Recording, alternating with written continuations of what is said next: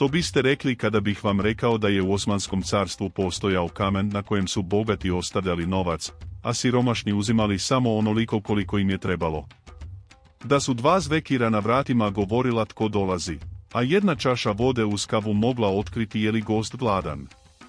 Ovo nisu legende, već stvarni običaji jednog od najvećih carstava u povijesti.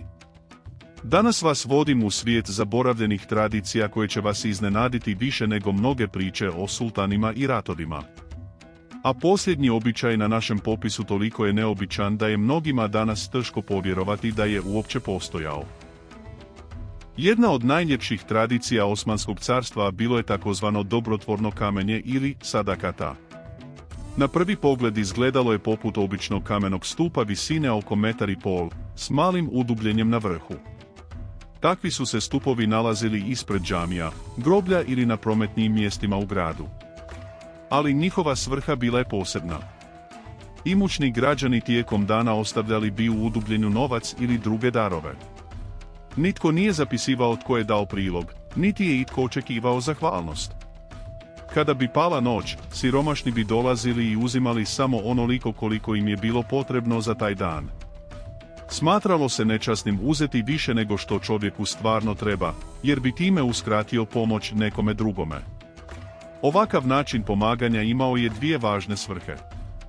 Bogati su mogli pomagati bez pokazivanja svoje velikodušnosti, a siromašni nisu morali prositi niti se osjećati poniženo. Povjerenje među ljudima bilo je temelj cijelog sustava. Među najzanimljivijim pričama koje se vežu u svakodnevni život u Osmanskom carstvu nalazi se i jedna koja govori o običnom cvijetu. Prema predaji, u pojedinim osmanskim gradovima obitelj bi ispred kuće ili na prozor stavila žuti cvijet kada bi netko u kući bio teško bolestan. To nije bio ukras. Bio je to nijemi znak prolaznicima. Trgovci koji su glasno nudili svoju robu, putnici koji su razgovarali ili djeca koja su se igrala, čim bi ugledali žuti cvijet, stišali bi glas. Nitko nije želio uznemiravati bolesnika ili njegovu obitelj. Nije bilo natpisa, upozorenja ni stražara. Dovoljan je bio jedan cvijet da cijela ulica pokaže obzir. Treći običaj, ramazanski bubnjari. Prije nego što su postojali satovi, mobiteli i budilice, ljudi su se tijekom Ramazana morali probuditi prije zore kako bi stigli pojesti esehur. Zato su ulicama prolazili posebni bubnjari. Hodali bi kroz četvrti udarajući u veliki bubanj i pjevajući prigodne stihove. Njihov je zadatak bio probuditi stanovnike na vrijeme. Ova tradicija nije nestala. Još i danas u mnogim dijelovima Turske, osobito u manjim gradovima i selima, ramazanski bubnjari nastavljaju obilaziti ulice, čuvajući običaj star nekoliko stoljeća. Peti običaj, čaša vode koja je govorila više od riječi. U današnje vrijeme gotovo svi znamo da se uz tursku kavu poslužuje i čaša vode. Mnogi vjeruju da ona služi samo za osvježenje ili ispiranje nepca prije ispijanja kave. Međutim, prema staroj osmanskoj tradiciji, čaša vode imala je i sasvim drugo značenje. Kada bi domaćin poslužio kavu, pažljivo bi promatrao što će gost prvo uzeti. Ako bi gost najprije posegnuo za vodom, to je bio tih znak da je gladan. Domaćin tada nije postavljao pitanja niti dovodio gosta u neugodnu situaciju. Umjesto toga, diskretno bi pripremio obrok. Šesti običaj, plaćanje dugova nepoznatim ljudima. Ramazan nije bio samo mjesec posta. Bio je i mjesec dobročinstva. Jedan od najljepših običaja bio je taj da bi imućni ljudi obilazili trgovine i tražili knjige dugovanja. U tim su knjigama trgovci vodili popis ljudi koji su kupovali hranu ili druge potrepštine na dug. Bogati bi tada platili dio ili čak sve dugove, ali pod jednim uvjetom. Njihovo ime nije smjelo biti otkriveno. Kada bi dužnik kasnije došao u trgovinu, saznao bi da je njegov dug podmiren, ali nikada nije znao tko mu je pomogao. Vjerovalo se da je najveća vrijednost dobročinstva upravo u tome da se ono učini bez očekivanja pohvale ili zahvalnosti.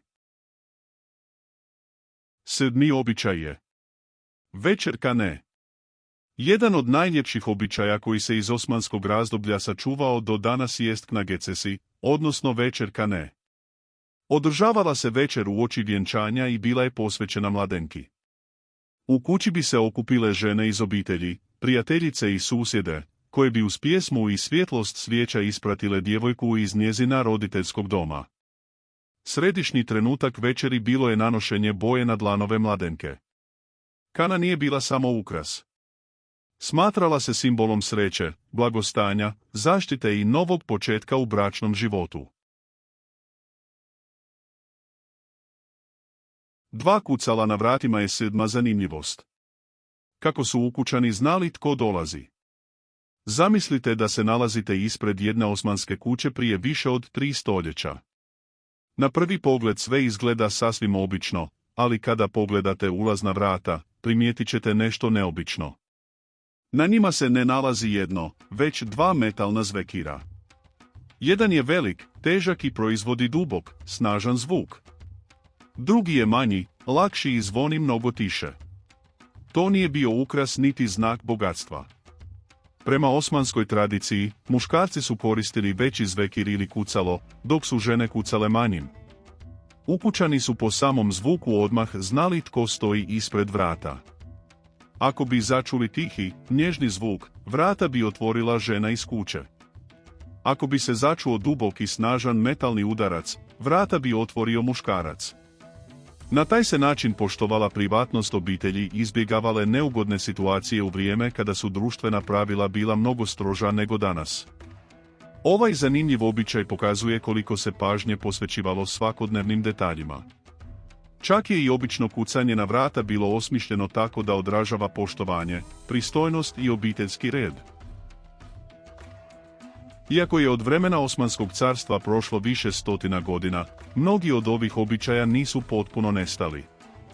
Neki i danas žive u Turskoj, na Balkanu i u drugim krajevima koji su nekada bili dio carstva.